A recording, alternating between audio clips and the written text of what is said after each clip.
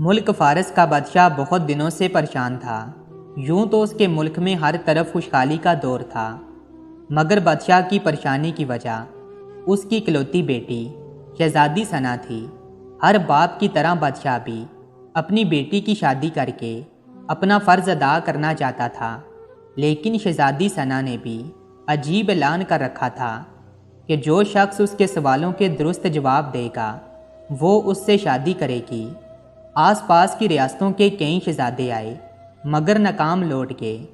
उस मुल्क में एक नौजवान तालिबे इल्म भी रहता था। उसका नाम आज़म था। उसने अपने वालिद से कहा कि वो भी अपनी किस्मत आजमाना चाहता है। आज़म के वालिद उस्ताद थे और कई बरसों से लोगों में इल्म की रोशनी बांट रहे थे। मुल्क फ़ारस का वज़ीर आज़म, बड़े बड़े दरबारी और शहर का काजी भी उनका शागिर्द था। बाप ने बेटे की ख्वाहिश देखी तो बोले, बेटा अगर तू नाकाम लौटा तो तेरा कुछ नहीं जाएगा। लोग क्या कहेंगे कि एक उस्ताद का बेटा नाकाम हो गया। आज़म अपने बाप से कहने लगा, बाबा बड़े बड़े शहजादे लौट के अगर मैं भी नाकाम हो गया तो क्या हुआ, ये तो मुकाबला है, जो भी जीत ले, और शायद वो खुश नसीब में ही हूँ। आखिर बाप को बेटे की ज़िद माननी पड़ी। आज़म खुशी खुशी महल की तरफ चल पड़ा। शहर भर में ये खबर जंगल की आग की तरह फैल गई कि एक आलम का बेटा किस्मत आजमाने महल में चला आया है। मुकर्ररा वक्त पर महल लोगों से कचाकच भरा हुआ था। बादशाह तख्त पर बैठा था। मलका आलिया भी महल में मौजूद थीं। वज़ीर, अमीर, दरबारी और अवामुन्नास सब दरबार में मौजूद थे। आखिर शहजादी ने अपना पहला सवाल कर डाला। उसने शहादत की उंगली फ़िज़ा में बुलंद की। आज़म ने कुछ देर तवक्कुफ़ किया और फिर शहादत वाली उंगली के साथ वाली उंगली भी फ़िज़ा में बुलंद की। ये देखकर शहजादी मुस्कुरा उठी और मलका आलिया बोली, शाबाश या नौजवान, तुम पहला मरहला कामयाबी से तय कर गए हो। दूसरे सवाल के लिए शहजादी कुर्सी से उठी और हाथ में तलवार लेकर हवा में चलाने लगी। कुछ देर बाद वो दोबारा अपनी नशिस्त पर आकर बैठ गई। बादशाह समेत हर दरबारी की नज़र आज़म पर थी। आज़म खड़ा हुआ और अपनी जेब से कलम निकालकर फ़िज़ा में बुलंद कर दिया। शाबाश है नौजवान, हम खुश हुए, यह जवाब भी दुरुस्त है।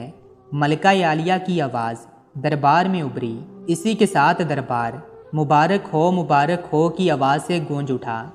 दो सवालात क्या थे, उनके जवाबात क्या थे।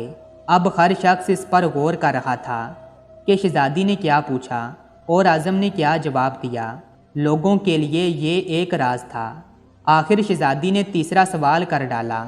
वो तेज़ी से सीढ़ियाँ उतरी और तेज़ी से सीढ़ियाँ चढ़कर दोबारा अपनी नशिस्त पर बैठ गई। ये बड़ा अजीबो गरीब सवाल था। हर तरफ खामोशी थी। लोगों की सांसें रुकी हुई थीं। अब तो आज़म के हाथ पांव भी ठंडे हुए जा रहे थे। आखिर आज़म खड़ा हुआ और अपने दिल पर हाथ रखकर शहजादी की तरफ देखने लगा। मरहबा मरहबा, ए नौजवान, मुबारक हो, शहजादी ने तुम्हें पसंद कर लिया है। मलका आलिया की आवाज़ के साथ ही शहजादी सना शर्मा कर महल के अंदरूनी हिस्से में चली गई और महल मुबारकबाद की आवाज़ से गूंज उठा। बादशाह ने आज़म से पूछा, ए नौजवान, मलका आलिया को तो तुमने मुतमईन कर दिया। अब ये बताओ कि तुमसे क्या पूछा गया था और तुमने क्या जवाब दिया। अगर तुमने एक भी गलत जवाब दिया तो तुम्हारी गर्दन मार दी जाएगी। आज़म पुरएतमाद अंदाज में खड़ा हुआ और बोला, बादशाह सलामत। शहजादी ने एक उंगली खड़ी करके पूछा था कि तुम क्या अल्लाह को एक मानते हो। मैंने दो उंगलियां खड़ी करके जवाब दिया कि अल्लाह और उसके रसूल सल्लल्लाहु अलैहि वसल्लम पर मेरा ईमान अटल है। बहुत खूब, हम खुश हुए। बादशाह ने मुस्कुरा कर कहा। बहुत खूब, हम खुश हुए। बादशाह ने मुस्कुरा कर कहा। आज़म बोला।